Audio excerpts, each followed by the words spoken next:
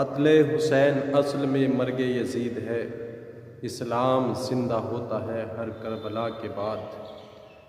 دنیا میں احترام کے قابل ہیں جتنے لوگ، ہم سب کو مانتے ہیں مگر مصطفیٰ کے بعد۔ یزید بہدل کی بیٹی، معصوم کی بیٹی بہدل کا ناپاک بیٹا، اور حسین محمد عربی کی بیٹی فاطمہ کا شہزادہ ہے۔ یزید شرابی تھا، کبابی تھا، مسلمانوں کا قاتل تھا۔ یزید شراب کے نشے میں نمازیں چھوڑ دیتا تھا، اور حسین کی کربلا میں بھی نماز تہجد قضا نہیں۔ یزید ظلم کا استعارہ ہے۔ یزید ظلم کا دوسرا نام ہے، اور حسین ابن علی امن کی علامت ہے۔ یزید کی دوستیاں بختل، جریر، دوسرے کبیوں کے جیسے لوگوں کے ساتھ تھی۔ یہ دمشق میں، کوفے میں اور اطراف دمشق میں داد عیش دیتا رہا، شراب کے جام لڑھاتا رہا اور محرمات کو جائز قرار دیتا رہا۔ اور حسین ابن علی وہ ہے جو مسجد نبوی میں پرورش پا کے جوان ہوتے ہیں، جن کا گھر کا دروازہ مسجد نبوی کے اندر کھلتا تھا۔ حسین کی دوستیاں جن لوگوں کے ساتھ تھیں وہ عبداللہ ابن عمر، عبداللہ بن زبیر اور عبداللہ ابن عباس جیسے لوگوں کے ساتھ تھی۔ حسین ابن علی امن کی علامت، یزید ظلم کا دوسرا نام ہے۔ تو جس یزید کی فسق و فجور کاریاں حسین اپنی نگاہوں سے دیکھ رہے تھے، یزید جب حج کعبۃ اللہ کے لیے آیا تو اختل جیسے نامی کبیوں کو ساتھ میں لایا اور شراب کے مٹ کے ساتھ میں لے کر کے آیا، اور وہاں پر داد عیش دیتا رہا۔ حضرت امام حسین جب اس بدبو کو محسوس کرتے ہوئے وہاں پہنچے تو آپ نے ارشاد فرمایا یہ کیا ہے؟ تو یزید کہنے لگا یہ شام میں بنتی ہے، اور یہ کہتے ہوئے اس نے ایک جام خود پیا اور دوسرا جام امام حسین کی طرف بڑھا کر کے کہنے لگے اے ابا عبداللہ لیجئے۔ آپ نے فرمایا میں اس کی طرف دیکھتا بھی نہیں۔ اور امام عالی مقام نے سواری ہوتے ہوئے 25 سفر پیدل حج کیے ہیں۔ تو جس حسین کے سامنے یزید کی تمام فسوقاریاں، تمام تر اس کی برائیاں جس نگاہوں کے سامنے تھیں، جس کے گناہوں کے چشم دید گواہ تھے، پھر حسین کا ہاتھ اس یزید کے ناپاک ہاتھ میں کیسے جا سکتا تھا؟ وہ منظر بھی زمانے نے دیکھا کہ حضور علیہ الصلاۃ والسلام کے پہلو میں منبر نور پر حسنین کریمین بیٹھا کرتے تھے۔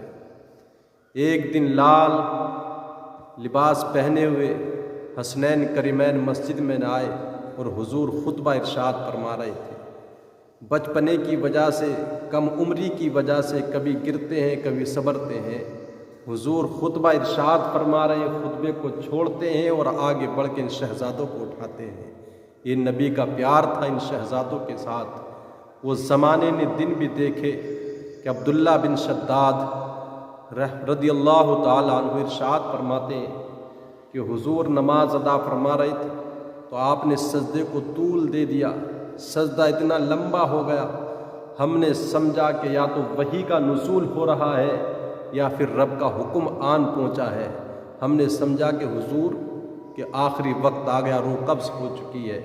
لیکن کہتے جب میں قریب گیا تو میں نے منظر کیا دیکھا، حضور نے سجدے کو طول کیوں دیے ہوئے ہیں؟ تو فرمایا حضرت حسین حضور کی پشت انور پر موجود تھے، سبط نبی ہے پشت نبی پر اور سجدے کی حالت ہے۔ آقا نے تسبیح بڑھا دی، بیٹا ہی کچھ ایسا ہے۔ تو کہا جس حسین کے پشت پہ آنے کی وجہ سے پیغمبر خدا کے سجدوں کو طول دیا جا رہا ہے، پھر وہ حسین جو حضور کے کاندھوں پر سواری کرتا رہا، اس یزید کے ناپاک ہاتھ میں اپنا ہاتھ کیسے دے سکتا تھا؟ امیر معاویہ کے انتقال کے بعد یزید تخت نشین ہو گئے، تو اب اس نے بیعت کے لیے مطالبہ کیا، حکم نامہ مدینے میں بھیجا ولید بن عقبہ کے پاس جو مدینے کا گورنر تھا، کہ عبداللہ ابن زبیر، عبداللہ ابن عباس، عبداللہ ابن عمر اور حسین بن علی سے ہماری بیعت لو، اور اگر وہ بیعت نہیں لیتے ہیں تو پھر ان پہ سختی کرو۔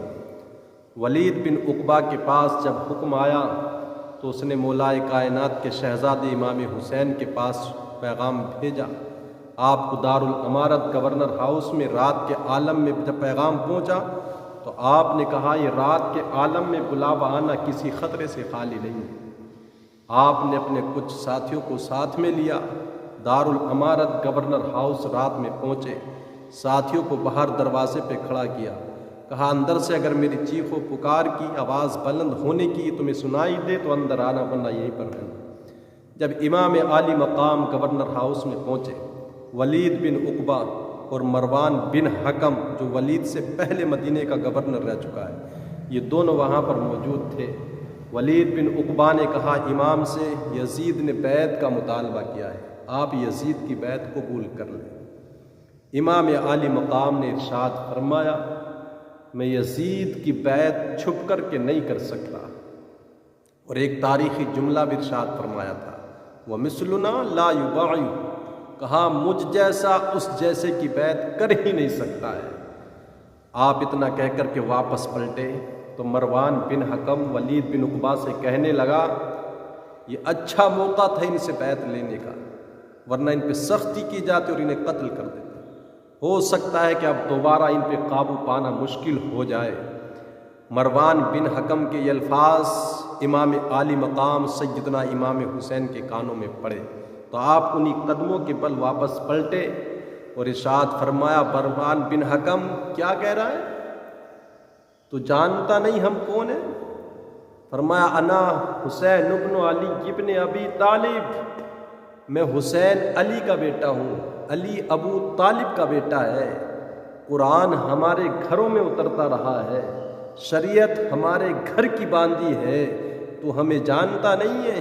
اور کہا یزید ابن المعاویہ فاسق فاجر مولد بالفسق قاتل النفس شارب الخمر، کہا یزید فاسق ہے، مولن ہے، فاجر ہے، مسلمانوں کا قاتل ہے، شرابی ہے، میں ڈنکے کی چوٹ پر یزید کی بیعت سے انکار کرتا ہوں۔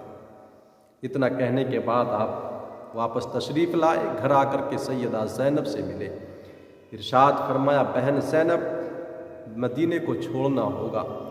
کہنے لگے بھائی کیا ہوا؟ کہا یزید بیعت لینے پر مصر ہے اور میں کسی بھی حالت میں اس کی بیعت کو قبول کروں گا نہیں، تو میں نہیں چاہتا کہ میری وجہ سے نانا کا مدینہ اس شہر نور کی حرمت کو پامال کیا جائے، یہ مدینہ ہمارے خون سے لالا زار بنے، اس مدینہ کی شہر نور کی حرمت پامال ہو، اس لیے ہم مدینہ چھوڑ دیں گے۔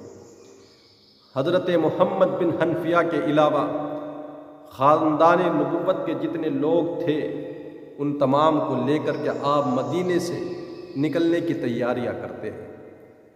اب مدینے سے نکلنا بھی حسین کے لیے کوئی آسان کام نہیں تھا۔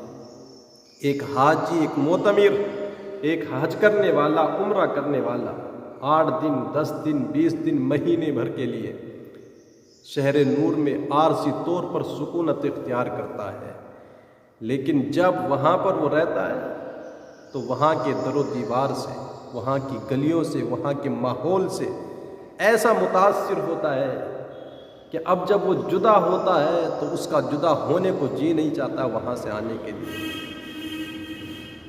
جبکہ اسے امید ہوتی ہے کہ میں دوبارہ یہاں بلایا جاؤں گا، کاش پھر دوبارہ یہاں آنا میسر ہوگا۔ تو یہ اس شخص کی کہانی میں آپ کو سنا رہا ہوں جو 8 دن 15 دن مہینے بھر کے لیے عارضی طور پر وہاں ٹھہرا، تو مدینہ، گنبد خضرا، روضہ رسول کو چھوڑنا اس کے لیے قیامت سے کم نہیں ہوتا ہے۔ تو پھر بتا جو حسین پیدا مدینے میں ہوا، جو مسجد نبوی کے آنگن میں کھیلتا رہا، پرورش پا کے جوان ہوا، جس کے گھر کا دروازہ مسجد نبوی کے اندر کھلتا تھا، اس حسین کو مدینہ چھوڑنا کتنا مشکل ہوگا۔ اعظم چشتی مرحوم جب آخری مرتبہ زیارت حرمین طیبین کے لیے گئے، روضے رسول پر حاضر ہوئے تو بیمار تھے، ویل چیئر پہ تھے، تو اپنے خادم سے کہا میری اس چیئر کو پیچھے سے کھینچنا، اور جب باب بقیع سے آپ رخصت ہونے لگے تو رخ روضے رسول کی طرف تھا۔ اب اعظم چشتی مرحوم نے کہا کوئی آسان ہے، روح بدن سے نکلتی ہے اعظم، روح بدن سے نکلتی ہے اعظم، کوئی آسان ہے مدینے سے جدا ہونا۔ یہ اس کی کہانی ہے جو چند دنوں کے لیے عارضی طور پر وہاں ٹھہرا ہے، تو جو حسین پیدا مدینے میں ہوا، جس کا بچپن، جس کی جوانی، جس کی زندگی مدینے میں اب تک گزری ہے، اس کے لیے مدینہ چھوڑنا کتنا مشکل ہوا ہوگا۔ روضے رسول پر آخری حاضری کے لیے جاتے ہیں، کہا نانا تیرے کرم کے خزینے کی خیر ہو، میں جا رہا ہوں تیرے مدینے کی خیر ہو۔ مکے کے لیے عازم سفر ہوتے ہیں اور ادھر کوفیوں کے خطوط آنے شروع ہوتے ہیں۔ جب خطوں کی ایک بوچھار، ایک چھڑی بن جاتی ہے، تو آپ نے اپنا نائب، اپنا خلیفہ بنا کر صورت حال معلوم کرنے کے لیے مسلم بن عقیل کو کوفے کے لیے روانہ کیا۔ آپ اپنے ساتھ میں 2 بچوں کو بھی ساتھ میں لے جاتے ہیں۔ مسلم بن عقیل کوفے جاتے ہیں اور امام 3 شعبان المعظم کو مکے میں پہنچ جاتے ہیں۔ شعبان، رمضان، شوال، ذی قعدہ، ذی الحجہ کے 7 دن گزرتے ہیں۔ امام عالی مقام نے 8 ذی الحجہ کو احرام باندھا اور 8 ذی الحجہ کو آپ مکے کو چھوڑ رہے ہیں۔ احرام حج کے لیے باندھا گیا تھا، لیکن جب پتہ چلا کہ حاجیوں کے روپ میں قاتل چھپا دیے گئے ہیں، تو امام نے مکۃ المکرمہ کو چھوڑا، کربلا کوفے کی طرف عازم سفر ہوتے ہیں۔ یہاں حاجی 8 ذی الحجہ کو عرفات میں منی میں جمع ہو رہے ہیں اور ادھر یہ اس شہر مکہ کو چھوڑ رہے ہیں۔ عجیب حالت ہے جس کے لیے دنیا تماشائی ہے۔ آج امام 8 ذی الحجہ کی تاریخ میں مکۃ المکرمہ کو چھوڑ رہے، کوفے کی طرف چلے۔ اب یہاں پر عبداللہ بن عباس، عبداللہ بن زبیر، عبداللہ بن عمر اور بہت سے اجلہ صحابہ آپ کو روکتے تھے، آپ نہ جائیں ادھر، الکوفی لا یوفی، کوفی وفا نہیں کرتے، وہاں پر آپ کے باپ کو، آپ کے والد کو شہید کیا گیا ہے، آپ ادھر نہ جائیں۔ لیکن امام عالی مقام ارشاد فرماتے ہیں آپ جو منظر پیش کر رہے ہیں، میں اس منظر کو اپنی چشم تصور سے دیکھ رہا ہوں، اور جو بات آپ کہہ رہے ہیں وہ سب کچھ پہلے سے میرے علم میں ہے۔ آپ کہتے ہیں میرے غم گسارو، میرے مہربانو، روکو نہ مجھے جانے دو، نانا کے دین کی ڈوبتی کشتی بچانے دو۔ اگر میں چاہتا ہوں کہ دنیا میں وفا کا نام رہ جائے، میں رہوں نہ رہوں پر عظمت اسلام رہ جائے، میں نہیں جاتا تو نبی کے گھر کی آن جاتی ہے، میں نہیں جاتا تو نبی کے گھر کی آن جاتی ہے، تمہارا دین جاتا ہے میری غیرت ایمان جاتی ہے۔ آپ کوفے کی طرف عازم سفر ہوتے، راستے میں پہنچے تو خبر ملتی ہے مسلم بن عقیل کو شہید کر دیا گیا ہے۔ جن لوگوں کے خطوط اب تک جا رہے تھے وہ سب کے سب بے وفائی کر بیٹھے۔ مسلم بن عقیل کے پیچھے کوفے کی جامع مسجد میں نماز مغرب میں ابتدا میں 40,000 لوگ جو اب تک آپ کے ہاتھ پر بیعت کر چکے تھے، لیکن جب دیکھا کہ حالات یکسر بدلنے والے ہیں اور اتنے لوگ مسلم بن عقیل کے ہاتھوں پر امام حسین کی بیعت کر چکے ہیں، تو ابن زیاد اور یزید کو خطرہ لاحق ہونے لگا، یہ تو پاسا پلٹ گیا۔ تو اب وہاں پر کوفے کے جو گورنر تھے نعمان بن بشیر، جو اہل بیت کے خیر خواہ اور محب تھے، ان کو معزول کر دیا جاتا ہے۔ ابن مرجانہ ابن زیاد کو وہاں پر مقرر کر دیا جاتا ہے۔ تو اس نے لوگوں کو ڈرایا، دھمکایا، جس کی وجہ سے لوگوں کے دل یکسر بدل گئے۔ وہ سب کے سب بے وفائی کر گئے۔ کوفے کی مسجد کا وہ منظر کس قدر دل گزار اور روح کو تڑپا دینے والا ہوگا کائنات والوں، کہ جب امام کے پیچھے 40,000 لوگ تھے نماز مغرب میں، اور جب امام نے سلام پھیرا تو مسجد میں کوئی بھی باقی نہیں تھا، یہاں تک کہ مسجد کے مینارے سے اوپر سے گرا کر کے مسلم بن عقیل کو شہید کر دیا جاتا ہے۔ گورنر ہاؤس کے مینار سے گرا کر کے شہید کر دیا جاتا ہے، بڑی بے دردی سے شہید کر دیا جاتا ہے۔ امام کو جب راستے میں آپ کی شہادت کی خبر ملی تو آپ نے اپنے ساتھیوں سے، وہی خاص احباب دوستوں سے کہا کہ آپ جس کا جی چاہے وہ واپس جا سکتا ہے، میری طرف سے اس سے کوئی مواخذہ نہیں ہے۔ لیکن کیسے لوگ تھے وہ یار، کوئی بھی واپس جانے کے لیے تیار ہی نہیں تھا۔ 70 سال کے صحابہ، ابن مجاہد وہ کہتے ہیں کہ ہم کسی حال میں آپ کا ساتھ نہیں چھوڑیں گے۔ مسلم بن عقیل کو کوفے میں شہید کر دیا جاتا ہے۔ امام عالی مقام خبر پا کے کہ پھر بھی آگے بڑھتے ہیں، یہاں تک کہ یہ تاریخ کربلا کی پہلی شہادت تھی مسلم بن عقیل، جن کے خون سے کربلا کی تاریخ کا آغاز ہوتا ہے، اور آپ کے ساتھ میں آپ کے 2 معصوم چھوٹے بچے بھی تھے۔ ظالموں نے ان کو بھی بڑی بے دردی سے شہید کیا۔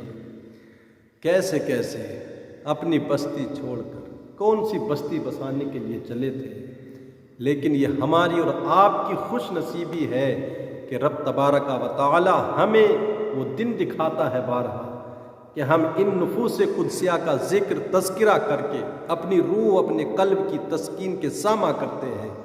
اس لیے کہ مصطفیٰ کریم نے ارشاد فرمایا تھا کہ رب یہ میرے بیٹے ہیں کیونکہ میری بیٹی کے بیٹے ہیں، مالک تو ان سے پیار فرما، اس لیے کہ میں ان سے پیار کرتا ہوں، اور کہا ان سے بھی پیار فرما جو ان سے پیار کرتے ہیں۔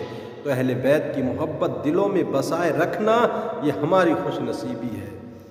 اس لیے تاریخ کربلا وہ عظیم داستان کربلا ہے۔ یہاں پر کوئی شخصیت، کوئی اقتدار کی لڑائی نہیں تھی، یہاں 2 نظریات کی لڑائی تھی۔ 2 نظریے سامنے آئے تھے، ایک حسینی نظریہ اور ایک یزیدی نظریہ۔ یزید مٹ گیا، یزید کا نام و نشان مٹ گیا، اس کا مشن مٹ گیا، لیکن حسین جس مشن کو آباد کرنے کے لیے آیا تھا وہ مشن آج بھی زندہ ہے۔ حسین زندہ ہے لوگوں کے دلوں کے اندر، حسین کا مشن زندہ ہے۔ آج ہم سینہ چوڑا کر کے چھاتی تان کے کہتے ہیں کہ ہاں ہم حسین کے ماننے والے ہیں۔ آج مشکل سے کوئی یزید کے نام کا ملے گا، کوئی عمرو بن سعد کے نام کا نہیں ملے گا، ابن زیاد کے نام کا نہیں ملے گا، شمر کے نام کا نہیں ملے گا۔ لیکن آج جس محفل میں مجلس میں دیکھو سینکڑوں ہزاروں علی کے نام کے، حسین کے نام کے لوگ موجود ہیں۔ وہ کہاں نہ عجیب لڑی ہے جنگ بھی حسین نے یزید سے، وہ اس سے بڑھ کے جنگ، وہ اس سے بڑھ کے جیت کیا، یزید تھا حسین ہے۔